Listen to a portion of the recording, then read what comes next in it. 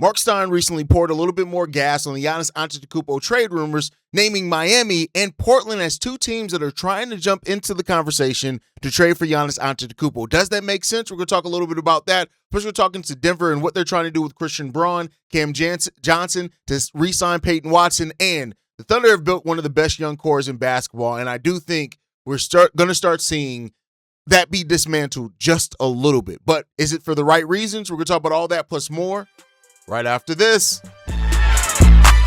Welcome to the number one place for your daily basketball news and analysis, NBA Central.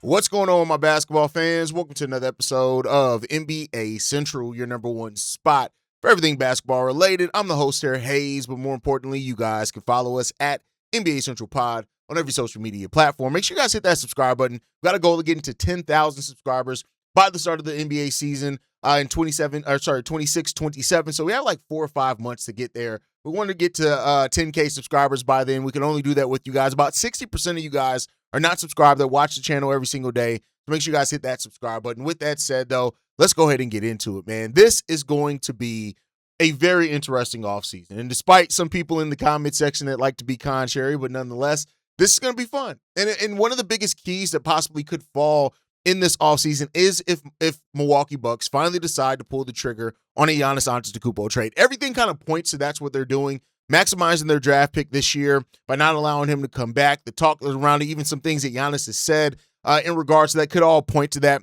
Mark Stein has now come out and reported himself as two teams that are trying to put themselves right in that conversation to get it done. Mark Stein says this: more and more with sources saying Miami Heat and Portland are already in pursuit if Giannis Antetokounmpo's future is increasingly resolved over the next few weeks. The Blazers have been mentioned as a kind of fringe team in the possible Giannis sweepstakes, so it's not a total surprise, but they're certainly one of the top ones people would think of. Now, the question about it is, now, with the Miami Heat, there's no surprise, right? The Miami Heat we've heard a lot about. We've heard, they didn't make a trade that was possible for Ja Morant at the trade deadline because they wanted to save any pieces that could be used in a Giannis trade for that first, and they could pivot after that. So we've heard that. We've heard that Giannis has an interest in the Miami Heat. That's not too much of a surprise there. Portland is in its first season, off-season now, under the new owner, Tom Dodon, right? And so there's already some questions in regards to what he's willing to spend on coaches and stuff like that. Is he willing to make a big splash on the roster, though, and trade for a player like Giannis, right? Which team has the best real shot of landing on Giannis Antetokounmpo? Now, for those that don't know, the way that I talk about this is I talk about everything kind of like a debate setup. I talk about one side, and then I talk about the flip side. It keeps us honest, and it just keeps everything kind of easier around here, right? So with this said, everybody wants to talk about Giannis like it's fantasy basketball, but it's going to start getting real over this offseason. The Bucks aren't just looking for names. They're looking for assets. They're looking at establishing a timeline. They're looking at leverage. They're looking at everything as they try to forge a new path forward without Giannis Antetokounmpo on the roster. So who has the best deal and the best options, right? Miami. Why it makes sense. Miami has a winning culture. That's proven. Bam Adebayo is there, right? Pat Riley and the aggression that we know Pat Riley is always looking to acquire a star. You have the amazing coaching in Eric Spoelstra is there as well. They're one of the best coaches in basketball, even though the offense was a bit of a surprise. But then you have the assets. They have 5 tradable first-round picks. They have, players that the Milwaukee Bucks could be interested in, like a Khalil Ware, a young player to help start off. I'm not saying Khalil Ware is somebody you can build around, but if they offer Khalil Ware, Jaime Jaquez, right? These are 2 young, promising players that the Milwaukee Bucks could then look at and say, hey, go ahead and come here. They can look to flip them later to teams and gain even more assets if they want to do kind of the stacking thing when it comes down to it. And so reportedly, the Portland Trail Blazers are a real team that could be the Miami Heat are a real team, and we know why. All the culture, everything that goes down there.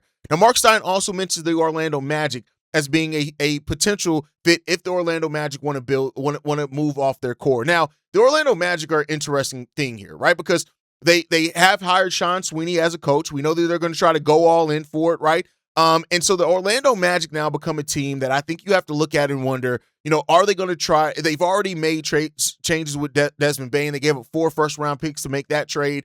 And I just look at the Orlando Magic, and they're probably going to be in the conversation, but I almost kind of count them out already because, they have young talent. They have defensive identity. They have size. They Desmond Bane became a better shooter as that season went on. I just don't think they're going to want, like, are you going to move off of Franz? You're definitely not going to move off Paolo for Giannis, I wouldn't think. So I'm just going to go ahead and nix out the Orlando Magic in that. The Portland Trailblazers, they are the curveball in all of this. A young roster that they could offer a Scoot Henderson. They could offer a Shaedon Sharpe if they decide to move off of one of those guys, right? They can do that. They have tradable first, right?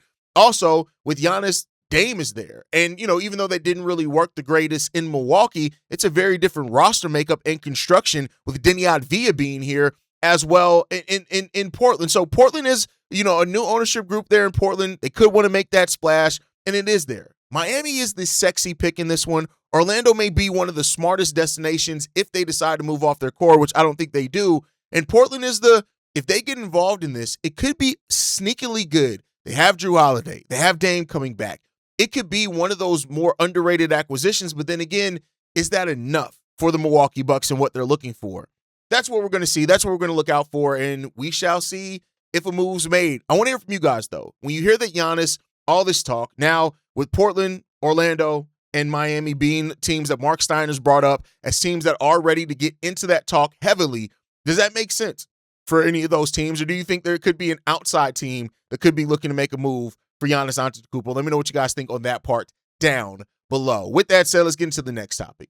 The Oklahoma City Thunder are going to lose some depth this offseason. There's just no way around it. They're going to lose some depth. It's coming. It's happening. We also heard some players that they aren't going to be willing to move off of. We'll talk a little bit about that. But reportedly, according to ESPN, Isaiah Joe and Aaron Wiggins are viewed as the most likely potential trade candidates for OKC Thunder. We've also heard that they may opt into Lou Dort's contract and look to move him later, which makes sense. You have, it's a decent sized contract. It's not overly whelming, and a lot of teams could be interested in Lou Dort because of what he brings as a defensive tone setter and all that type of stuff. So it makes sense that they would opt in to Lou Dort's contract just to look to move him, even if they opt in earlier than the guaranteed date, so then they can move him in this draft. That's something with Lou Dort having a $17.7 million contract. But Isaiah Joe, at $11 million this year, with this upcoming season, and then $11.3 million again the season after that, which is a club option. OKC is so good about giving these team options, right? That's an interesting point. And then we already talked about Aaron Wiggins yesterday. He has 3 years left on this deal, the last year being a team option, this upcoming season at $9 million and $8.1 each of the next 2 years under that. So it's a declining deal on top of that. So hearing that Aaron Wiggins and Isaiah Joe may be two of the most likely to get moved, it makes some sense. It doesn't get them under the second tax apron, though. Right? That's why other moves have to come. And that's why I say that OKC Thunder are going to lose some of its depth. There's just no way around there. They have so much depth that it could end up still working out for them. They could also move up in the lottery where it could all work out, right? So the question when it comes down to here is that, useful long role players, right, to protect their long-term core. That's what they're doing right now. This is a problem with when you build too well and you have too much success in the draft. The Thunder hit on too many players. That just is what it comes down to. It's great for them, but when you get to the point of the second tax apron and those type of things, that's the bill eventually comes due on the success that you've had. The Thunder are now facing this offseason where the bill is now coming due, and that's what it is when it comes. Every good team gets to this point, right? And the Thunder, they have so much more depth, so many draft picks. They're in a situation where they're not going to be hurt out of it by some teams, right? So the side of it is trade them now. It makes sense. Joe and Wiggins still have value. They have reasonable contracts, and they could bring back assets that you could use in the future. Or if you're the Oklahoma City Thunder, you're trying to get into the move up to try to get Cam, which I don't know if they're going to do, but move higher up in this draft, that could become that. Or you could just keep storing assets like you have. That is what the OKC Thunder have really built. It's like a money print machine. They've just built a system where they keep moving off players, keep getting back assets and stuff like that. Hell, you just got Jared McCain because of some of that. There's also the side of keep the growth, right? The Thunder saw how important depth were in the playoffs, right? And I do think if you trim that depth a little bit too much, you risk turning one of your strengths into not that. I don't know if I can ever say it's going to be a weakness, but it turns into not necessarily about as strong. But there is a hierarchy. It's there. Jalen Smith, SGA, Chet Holmgren, Alex Caruso, Isaiah Hartenstein, these seem to all be higher priorities for this team, and that's what it comes down to. OKC is not breaking up this core. And that's what it comes down to, because what we've heard around, it's about trimming around the core and leaving yourself enough room to continue to add it, which gets us to the next topic that we're going to hear. There's been a lot made. I've talked about it a lot here potentially. on what the OKC Thunder are going to do, like, for example, with Isaiah Hartenstein. Well, according to Mark Stein and others, the Isaiah Hartenstein is expected now to remain with the Oklahoma City Thunder. So it seems like they're going to opt in to this over $20 million contract, which adds into their $250 million salary bill next season, right? They did draft Thomas Sorber last year, but he tore his ACL. He missed the entire season. And also comes out from Mark Stein as well that Alex Caruso is considered a firm part of the Oklahoma City Thunder's core. They're not moving off that. We heard that. I think when you look at both these players, it's easy, right? Alex Caruso is a non-negotiable because his high IQ defense and offense, his toughness, the leadership, and how he steps his game up in the playoffs. You can make a serious conversation for Alex Caruso being one of the best non-star players in the entirety of the playoffs, even though his team got eliminated early, right? And Isaiah Hartenstein becomes even more of a necessity with how you saw Chet Holmgren play against the San Antonio Spurs. And because you still do consider and have to think about that matchup in the future, you can keep that. Isaiah Hartenstein is a player that plays tough on both sides of the ball, doesn't need the ball, so he doesn't take away from any of your ball handlers, anything like that. And I don't think the OKC Thunder can really risk getting smaller up front, right? So this becomes about the OKC Thunder choosing playoff utility and their playoff identity over regular season flash, and that's what it comes down to. The Thunder are thinking championship here, right? They're not playing for names or anything like that. They are playing and paying these players for the answers that they provide. And so now with Alex Caruso and Isaiah Hartenstein staying in OKC, if reports are to be believed, it shows that the OKC Thunder aren't willing to trim off too much, even if it means paying. And like I've said before, for all we know, ownership could say you can pay the luxury tax because we want to repeat as champions. May have been a little bit easier if you were talking about a two-time defending champion, but we'll see what happens in regards to that and how the OKC Thunder can do and what they trim with their depth. But let me know what you guys think about it. Here in Isaiah Joe, Aaron Wiggins are more likely to be moved, whereas they're going to keep their core of Chet Holmgren, Jalen Williams, SGA, with Alex Caruso and Isaiah Hartenstein being considered part of that core as well. Let me know what you guys think on that down below. Last topic of the day before we get up out of here. The Nuggets, a team that the Oklahoma City Thunder can learn from, trimming off too much of your depth and expecting to stay a championship contender. You have to talk about what they're doing here, right? The reports are the Denver Nuggets are exploring trades for Christian Braun and Cam Johnson to create space for them to re-sign Peyton Watson, right? Is this smart cap management, or is it too much of a gamble, right? Especially with Christian Braun being a younger player as well that could flourish in other places. So the question becomes, are the Nuggets risking too much by moving off rotation pieces, especially in Christian Braun that was really good and Cam Johnson who actually had a pretty solid playoffs, right? Here's what it comes down to. Denver is in that uncomfortable place that they've been before, right?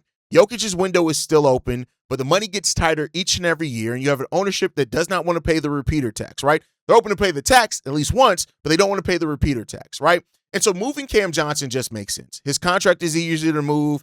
Clearing his money would help Denver keep a player like Peyton Watson around, definitely. So not keeping Cam Johnson isn't as big of a risk for me.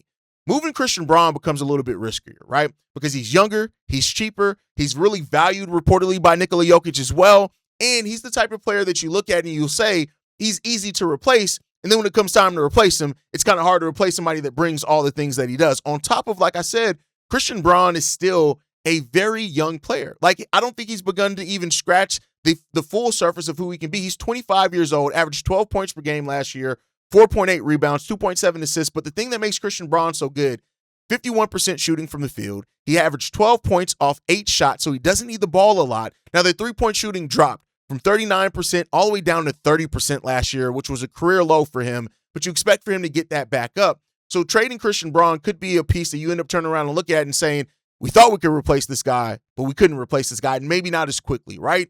But the thing of this is you have to factor into is Peyton Watson. How the Nuggets looked without Peyton Watson last year in the playoffs, I think has to be the loud part of this. He's you locking in a long-term piece, a two-way wing that you have to maximize now. I think that's there. The Nuggets cannot afford to waste Jokic's prime anymore. They can't afford to do that. And with the Spurs, the Thunder, and how the West is going, you want to continually making sure that you're always at that next step and not falling too far behind the 8 ball. And the Nuggets have already experienced that once before, and I'm sure they don't want to experience that again. And that's what we have to see in this one and what the Nuggets do this offseason. Let me know what you guys think down below. If you're the Nuggets, would you move off Christian Braun, Cam Johnson, or is there another way you would find a way to create that space to keep Peyton Watson? Let me know what you guys think on that. The bigger picture of the NBA offseason is still coming together. It's not going to be just about one star. It's going to be about a number of moves and things that shift this league this offseason. So I want to ask you guys into this one. Which of these rumors do you believe is more real? That Giannis could go to Miami, Orlando, or Portland? Or do you think that OKC Thunder keeping their core, even a player like Isaiah Hartenstein, is more believable? Let me know what you guys think on that down below. Make sure you guys are following us at NBA Central Pod. Send us any feedback, questions, comments, concerns. NBA Central Show at gmail.com. And then lastly, if you want to leave a text message and our voicemail for the mailbag, the number to do so, 773-270-2799. We're the number one spot for everything basketball and NBA related. And I'll catch you guys the next time I feel like making a video. Probably tomorrow. Peace, y'all. Been a presentation of the Breaks Media.